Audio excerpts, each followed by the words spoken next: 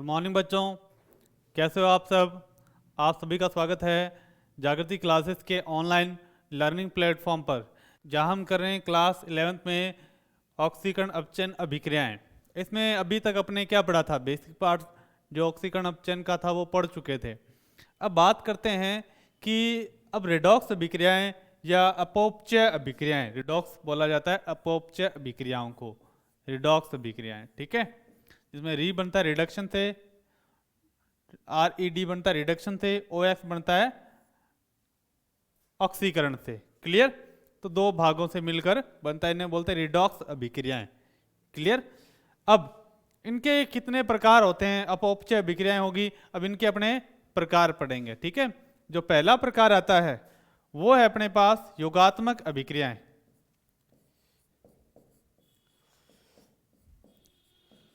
योगात्मक अभिक्रियाएं, ठीक है, या योगात्मक अभिक्रिया।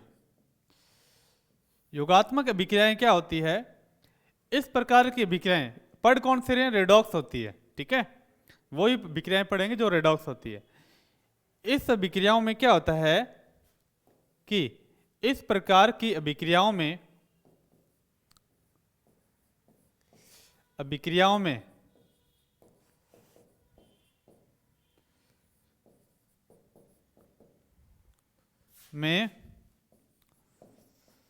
तत्वों का योग होता है,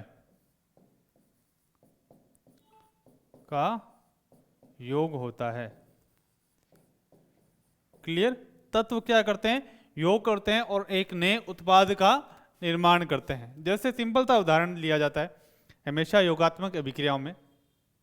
जैसे ये अपने पास कार्बन प्लस ऑक्सीजन क्या बन गया, कार्बन डाइऑक्साइड बन गया। क्लियर। कार्बन को जब जलाते हैं तो क्या होता है, ऑक्सीजन से वो संयोग करके कार्बन डाइऑक्साइड बनाता है। ऐसी जितनी भी अभिक्रियाएं जिसमें दो तत्वों का योग होता है, तो ऐसी अभिक्रियाएं क्या कहलाती है अपने पास, रेडॉक्स अभिक्रियाएं। कौन सी, योगात्मक अभिक्रियाएं। अब योग होने के बाद कुछ ऐसी अभिक्रियाएं भी होती है जिसमें क्या होता है, पदार्थ टूटता है और एक से अधिक प्रकार के तत्व या पदार्थ बनते हैं, ठीक है। तो इसमें लिखेंगे दूसरा पार्ट अपने पास, वो है अपने पास अपघटन अभिक्रियाएं। अपघटन अभिक्रियाएं, अपघटन अभिक्रियाएं या अपघटन अभिक्रिया लिख दो, ठीक है। अभिक्रिया क्या होता है अपघटन अभिक्रिया में, ये अपने सिंपल से बात से समझ सकते हैं, ठीक है। तो इसमें लिखते हैं इस प्रकार की अभिक्रिया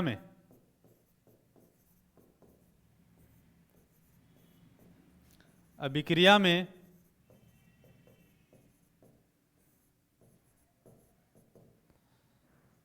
यौगिक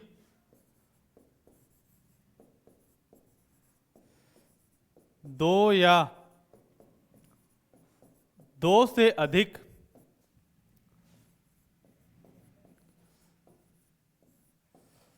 भागों में टूटता है या विखंडित हो जाता है, टूटता है। क्लियर। ये अभिक्रियाएं कौन सी होती है अपने पास, ये अभिक्रियाएं अपने पास होती है अपघटन अभिक्रियाएं, ठीक है। इसमें अपने पास क्या है, एक एग्जांपल ले लेते हैं, 2H2O गर्म करेंगे तो ये यौगिक है अपने पास, क्या है, जल है। किसमें टूटेगा, 2H2 प्लस O2 टूट गया। और भी इसके एग्जांपल ले सकते हैं अपने पास, ठीक है। और एग्जांपलों में अपने पास सिंपल सा एग्जांपल कोई और उठा लेते हैं। जैसे अपने पास है 2NaH, सोडियम हाइड्राइड है।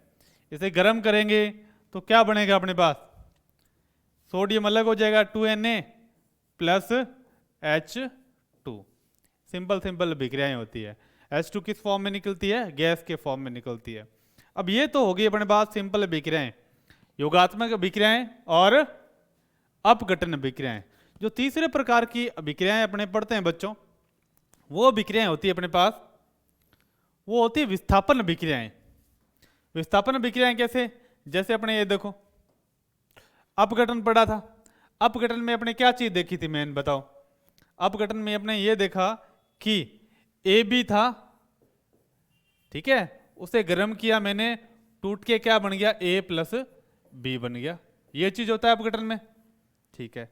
योगात्मक में क्या था, योगात्मक में अपने ये देखा कि साइड में देख लिख देता हूं मैं, ए और बी जुड़ा और क्या बन गया, ए बी बन गया। क्लियर? ये सबसे सिंपल मेथड होते हैं किसी भी रिएक्शन को समझने के। अब अपने पास कौन सी विक्रिया आ रही है, विस्थापन विक्रिया आ रही है। कौन सी बच्चों, तीसरा आता है अपने पास विस्थापन विक्रिया। विस्थापन अभिक्रिया, इसमें क्या होता है, सिंपल वे में दिखा देता हूं, ठीक है। ये है अपने पास ए सी प्लस बी, क्लियर। इसमें एक तत्व के दूसरे तत्व द्वारा विस्थापन हो जाता है। ये अपने पास एक तत्व है और इस तत्व का दूसरे तत्व से क्या हो जाएगा, अपने पास विस्थापन हो जाएगा।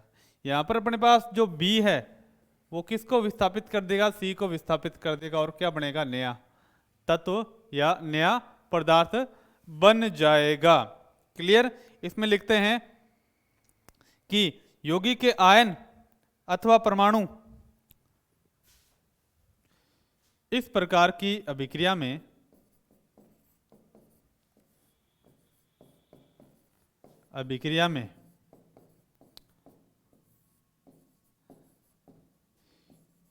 यौगिक के आयन अथवा परमाणु दूसरे तत्व के, ठीक है, आयन या परमाणु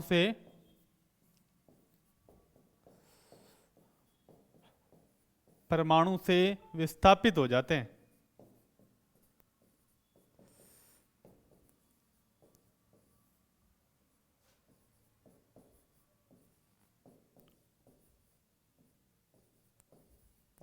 ठीक है।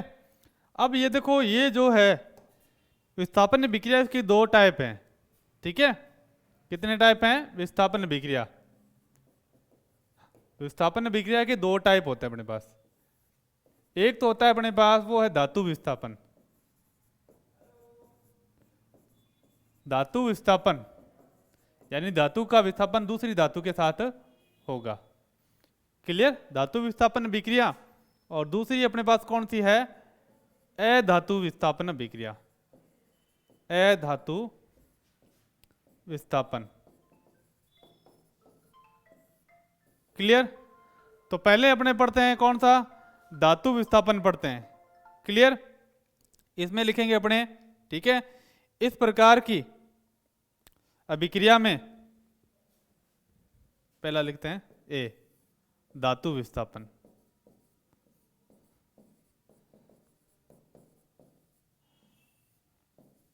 अभिक्रिया,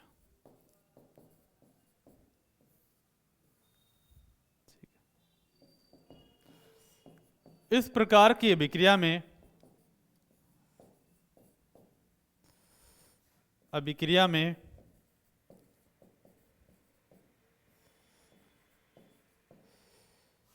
यौगिक के धातु दूसरे यौगिक की धातु से दूसरे धातु से, सॉरी, एक यौगिक की धातु दूसरे धातु से, ठीक है, धातु दूसरी धातु से विस्थापित हो जाती है, ठीक है, हो जाती है। एग्जाम्पल देखें। एग्जाम्पल मान लो आपके पास कॉपर सल्फेट का सॉल्यूशन पड़ा है। कॉपर सल्फेट में जैसे मैं आयरन डालता हूं तो क्या होता है, जो विलयन का नीला रंग होता है वो क्या होता है, गायब हो जाता है। क्या बनेगा, FeSO4। देखो ये आयरन ने क्या किया, कॉपर को हटा दिया और साथ में निकल गया यहाँ पर कॉपर। तो ये हो गया अपने पास धातु विस्थापन। ठीक है, तो धातु विस्थापन बहुत ही आसान है बच्चों। अब अपने करेंगे अधातु विस्थापन। क्या, अधातु विस्थापन। ठीक है, तो इसमें लिख लेंगे फटाफट से, बी में अधातु विस्थापन।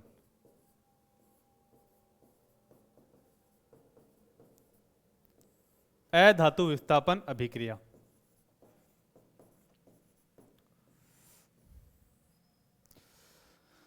तो इस प्रकार के विस्थापन में क्या होता है बच्चों, देखो ठीक है, इस प्रकार की अभिक्रिया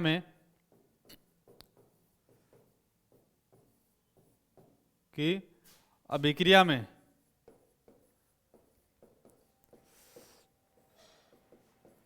में यौगिक में एक धातु, यौगिक में उपस्थित अधातु में उपस्थित अधातु दूसरे अधातु से विस्थापित हो जाती है,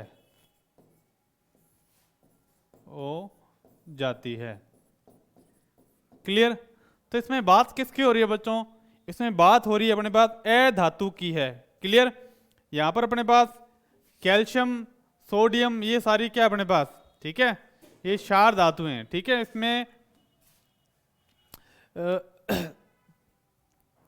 धातु या अधातु या धातु भी लिख सकते हैं, धातु भी इससे भी हो सकता है। क्लियर, अधातु का विस्थापन हो सकता है धातु से। क्लियर, तो यहां पर अपने दो चीजें कॉमन आती है, तो मैं इसको ब्रैकेट में डाल देता हूं।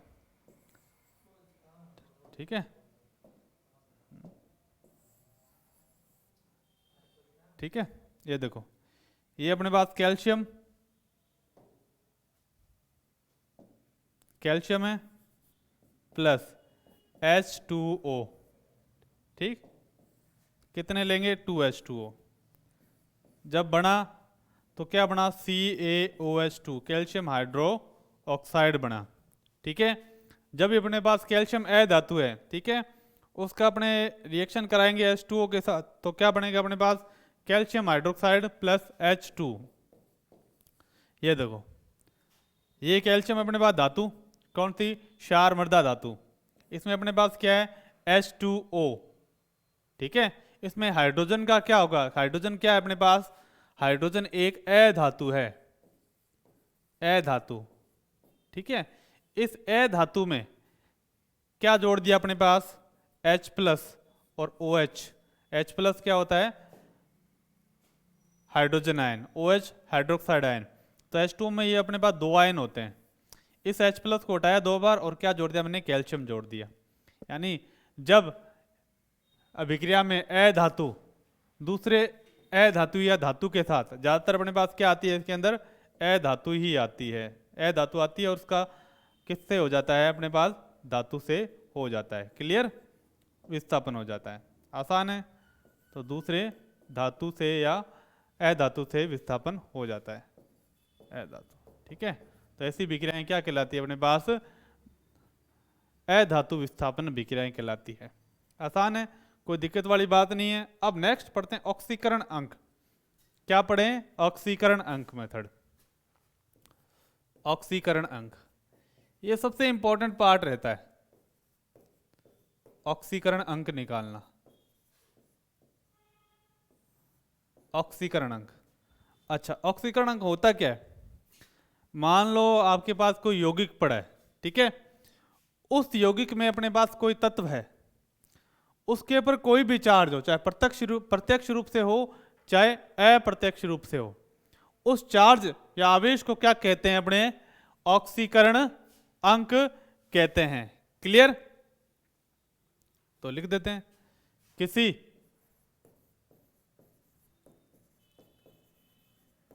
यौगिक अथवा आयन में उपस्थित तत्व पर आवेश, चाहे वो प्रत्यक्ष हो या अप्रत्यक्ष हो, ठीक है, उस तत्व का ऑक्सीकरण अंग कहलाता है। ऑक्सीकरण अंक कहलाता है,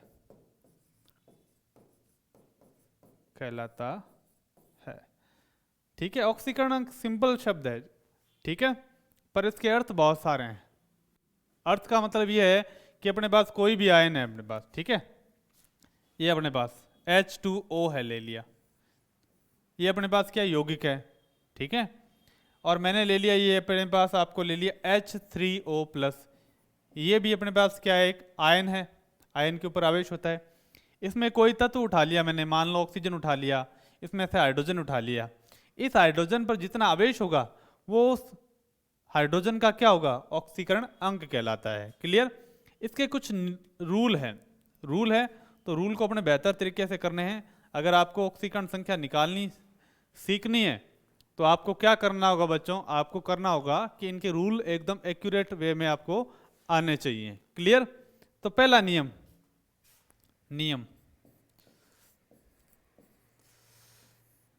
ठीक है, नियम क्या है, तो फर्स्ट लॉ लिखेंगे, पहला नियम आसानी से, ठीक है,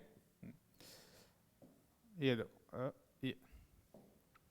तो पहला नियम एकदम स्पष्ट है और क्लियर नियम है, ठीक है, तो वो है कि अगर मान लो कोई फ्री है, टेंशन फ्री है, इसका मतलब ये है कि वो मुक्त है, ठीक है, यानी उस पर कोई चार्ज है। अगर कोई तत्व है अपने पास, वो मुक्त अवस्था में है, चाहे उसकी परमाणु अवस्था कैसे हो, एक परमाणु हो या द्विपरमाणु या बहुपरमाणु, ठीक है, अगर मुक्त अवस्था में होगा तो उस पर आवेश क्या होगा, शून्य होगा। तो मैं लिख देता हूं, मुक्त अवस्था में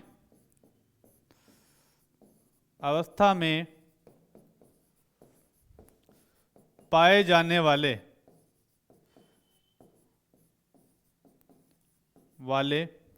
तत्व,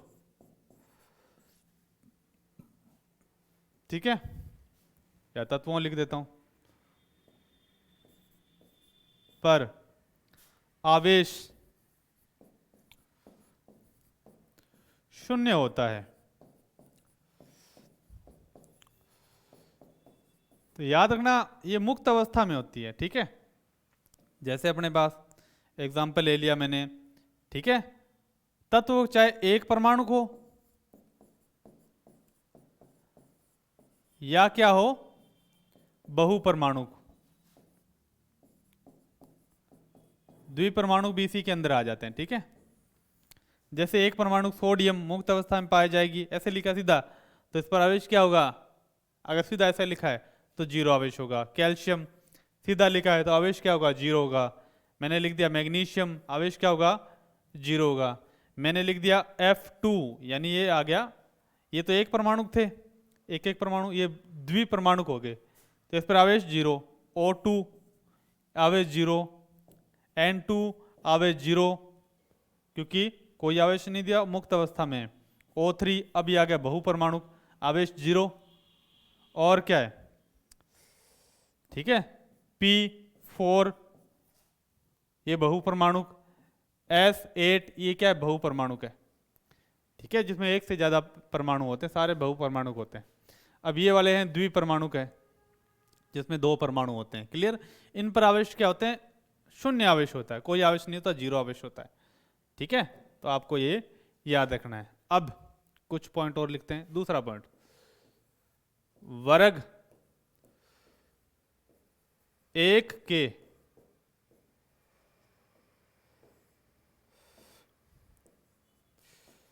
तत्वों की ऑक्सीकरण संख्या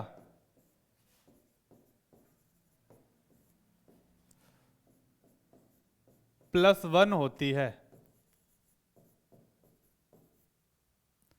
जैसे वर्ग 1 में तत्व कौन से आते हैं? Hydrogen, lithium, sodium, potassium, rubidium, caesium. इनके बाहर एक इलेक्ट्रॉन होता है, इसलिए आसानी से इलेक्ट्रॉन त्याग देते हैं। इनकी +1 होती है।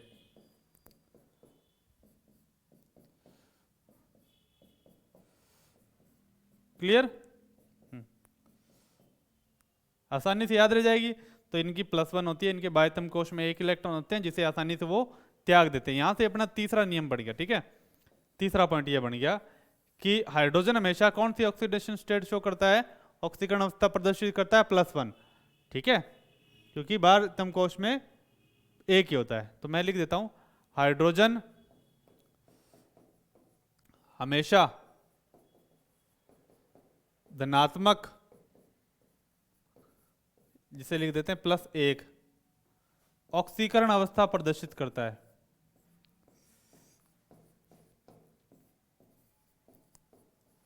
अवस्था प्रदर्शित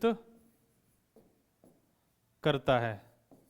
ठीक है, अब कुछ तत्व ऐसे, कुछ यौगिक ऐसे हैं जिसमें इसकी ऋणात्मक भी होती है। ठीक है, वो लिख देते हैं। परंतु कुछ यौगिकों में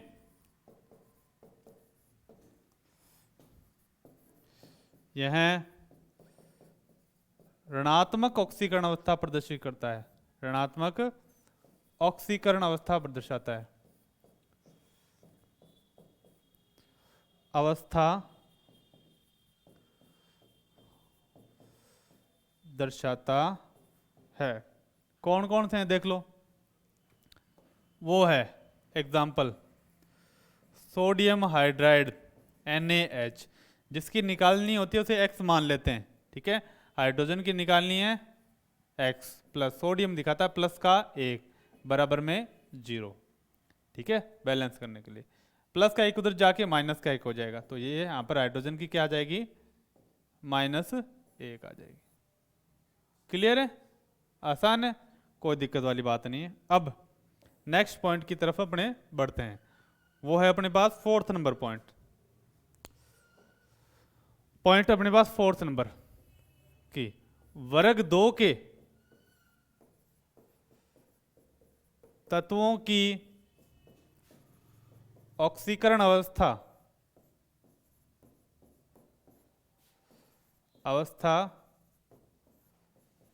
+2 होती है।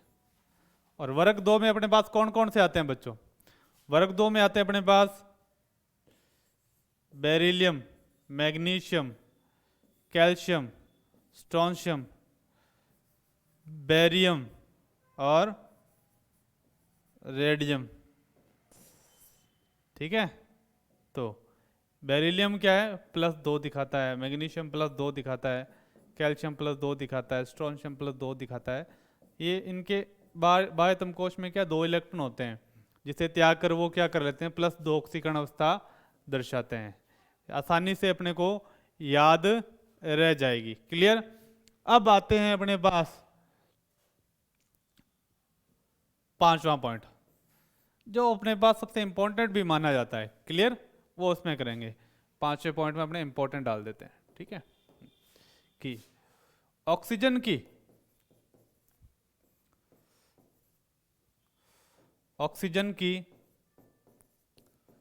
ऑक्सीकरण अवस्था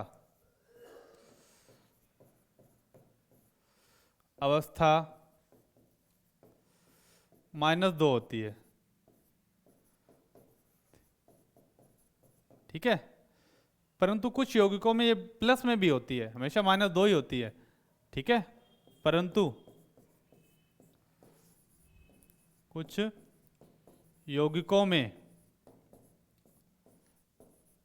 यह धनात्मक ऑक्सीकरण अवस्था प्रदर्शित करता है, धनात्मक ऑक्सीकरण अवस्था दर्शाता है। जैसे एग्जाम्पल है अपने पास OF2, ऑक्सीजन को मान लिया मैंने, निकालनी है X मान लिया, फ्लोरीन सबसे अधिक विद्युतरणीय है तो ये -1 दिखाता है। जो सबसे अधिक विद्युतरणीय उससे कोई इलेक्ट्रॉन खींच नहीं सकता। तो x -2 बराबर में 0, माइनस का उधर जाके प्लस में हो जाएगा, x + 2। तो O2 में ऑक्सीजन की ऑक्सीकरण अवस्था +2 होती है। उसी टाइप से मैं ले लूँ O2F2 ले लेते हैं, ठीक है। तो देखो ऑक्सीजन की निकालनी है, x मान लो, और है कितने ऑक्सीजन 2 प्लस फ्लोरीन -1 दिखाता है कितने 2 बराबर 0। 2x -2 माइनस का उधर जाके प्लस हो जाएगा +2, ठीक है। अब 2 से 2 कट गया, बचा कितना x बराबर +1। तो ये दो यौगिक कैसे हैं जिसमें ऑक्सीकरण ऑक्सीजन की ऑक्सीकरण अवस्था क्या होती है, धनात्मक आती है, ठीक है। एक यौगिक और भी है जो अपने भी कर लेते हैं, ऑक्सीजन का ही है, ठीक है। और वो यौगिक कौन सा अपने पास, KO2, इससे भी क्वेश्चन आते हैं, ठीक है। KO2 में ऑक्सीजन की ऑक्सीकरण अवस्था KO2, ठीक है। पोटेशियम क्या आपको पता है कितनी होती है, +1 होती है, ठीक है। तो यहां पर ऑक्सीजन की निकालनी, ऑक्सीजन को मान लेते हैं अपने x प्लस पोटेशियम क्या है +1 प्लस, दोबारा लिख देता हूं मैं इसको मिटा के ताकि आप कंफ्यूज ना हो। पोटेशियम की +1 प्लस ऑक्सीजन कितने हैं 2, जिसकी निकालनी होती है उसे x मान लेते हैं, क्लियर, बराबर में 0। यहां तक क्लियर। तो ये हो गया अपने पास प्लस का एक उधर जाके माइनस का, यानी 2x बराबर में -1, ये 2 चले जाएगा इसके बटे में। तो ये एकमात्र ऐसा यौगिक है जिसमें ऑक्सीजन की ऑक्सीकरण अवस्था -1/2 आती है, क्लियर। तो याद रखना कि ऑक्सीकरण अवस्था ऐसे भी आ सकती है, ये यौगिक इंपॉर्टेंट माना जाता है, क्लियर। अब नेक्स्ट रूल आता है। नेक्स्ट रूल क्या होता है, अगर आपके पास क्या हो कि आपके पास कोई आयन हो, ठीक है, वो लिख देते हैं। नेक्स्ट कौन सा है, हाँ रूल नंबर कौन सा है चेक कर लेते हैं अपने, 6 नंबर रूल, ठीक है, वो लिख देते हैं। किसी परमाणुवीय आयन का ऑक्सीकरण अंक उस पर उपस्थित आवेश के बराबर होता है यानी आयन पर जितना आवेश होगा उसका ऑक्सीकरण अंक उतना ही होता है, ठीक है। ये आयन के लिए होता है, जैसे S-2, ठीक है, Cl-, Na+, ठीक है, Mg+2, Cn-, ऐसे। तो इनके जो ऑक्सीकरण अंकों को इसके -2, -1, +1, +2 और -1, ये इनके ऑक्सीकरण अंक होते हैं, क्लियर, आसानी से याद रह जाएंगे। तो इसे अपने बढ़िया तरीके से क्लियर भी कर सकते हैं। अब जो नेक्स्ट पॉइंट आता है वो क्या चीज़ है, वो इससे भी महत्वपूर्ण पॉइंट आता है, वो है अपने पास ऑक्सीकरण अंक निकालना कैसे है, ठीक है। ये आपको रूल वगैरह समझ में आ गए। अब एग्जाम्पल लेते हैं ऑक्सीकरण अंक निकालने के, ठीक है, एग्जाम्पल उठाते हैं, ठीक है। एग्जाम्पल अपने पास कौन सा है, सबसे पहले एग्जाम्पल लिया मैंने SO2। मुझे कहा गया कि सल्फर का ऑक्सीकरण अंक निकालना है। जिसका भी ऑक्सीकरण अंक निकालना होता है, ठीक है, उसको मानते हैं अपने x मान लेते हैं, ये x मान लिया, प्लस ऑक्सीजन का होता है -2, है कितने 2, 0, x माइनस के हो गए 4, उधर जाके हो गए ये प्लस के 4। तो यहाँ सल्फर का ऑक्सीकरण अंक क्या है अपने पास, +4 है, ठीक है। अब एक एग्जांपल और दिया मुझे, वो है आपको दे दिया मैंने कि O3 में आपको निकालना है एल्यूमिनियम का, मैं निकाल देंगे भाई, इसमें क्या बड़ी बात है। जिसका निकालना होता है x मान लो, है कितने 2, प्लस ऑक्सीजन का कितना होता है -2 इंटू 3 हो। अब देखो 2x कितने हो गए -6, माइनस का उधर गया 2x प्लस 6 कट गया, तो आ गया अपने पास +3 आ गया। इस तरह से अपने किसी का भी ऑक्सीकरण अंक आसानी से निकाल सकते हैं। क्लियर। अब आपको दे दे H2SO4 और एग्जाम्पल दे दे, क्या दिक्कत है, कर दोगे।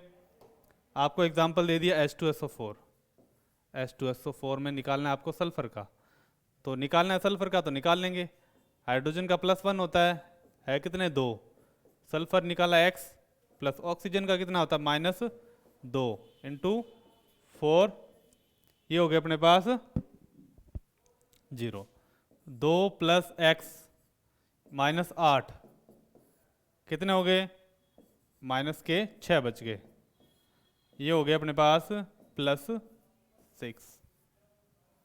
तो ये सिंपल से एग्जाम्पल थे जिसे अपने देख के भी निकाल सकते हैं। अब देखो और एग्जाम्पल, वो है अपने पास PtCl4 -2, ये भी एक एग्जाम्पल दिया मैंने आपको। यहाँ पर Pt का निकालना है प्लेटिनम का, x मान लो, प्लस क्लोरीन पे होता -1 गुणा 4 -2, ये माइनस वाला इधर साइड में आ जाता है। क्लियर। तो x -4 -2, माइनस का उधर जाके प्लस में आ जाएगा, यानी 4 - 2 x = +2 आ गए। अब कुछ और एग्जाम्पल करते हैं, जैसे अपने पास आयन वाले करेंगे MnO4-, और दूसरा आपको दे दिया मैंने Cr2O7-2, तीसरा एग्जाम्पल दे दिया मैंने Pb3O4। याद रखना सिंपल था, Mn को मान लिया x, प्लस ऑक्सीजन पर आवेश क्या है -2 है कितने 4 -1, ये हो गया अपने पास -8 -1, उधर गया बच गया अपने पास +7। तो Mn की ऑक्सीकरण अवस्था क्या है +7। उसी टाइप से Cr की निकालेंगे 2x प्लस -2 इंटू 7 आ गया 2, माइनस का 2 आ जाएगा, ठीक है -2, 2x -14 और -2 उधर गया बच गए 12, क्या आया अपने पास 6 आया। देखो 2 अपने पास थे क्रोमियम, तो दोनों क्रोमियम पर कौन सा आवेश था +6 आ गया। क्लियर। अब अपने पास ये है, इसमें लेड का निकालना है, तो इसे x मान लिया, तो कितने अपने पास लेड 3, प्लस ऑक्सीजन पर माइनस का 2 होता है कितने 4, तो 3x -8 उधर गया 3x + 8, ये आ गया x = 8/3। तो यहाँ पर ध्यान देने वाली क्या बात है, ध्यान देने वाली बात है कि ये आ ही नहीं सकता। अपने पास देखो जो Pb3O4 है, इसमें एक तो रहता है PbO के रूप में रहता है,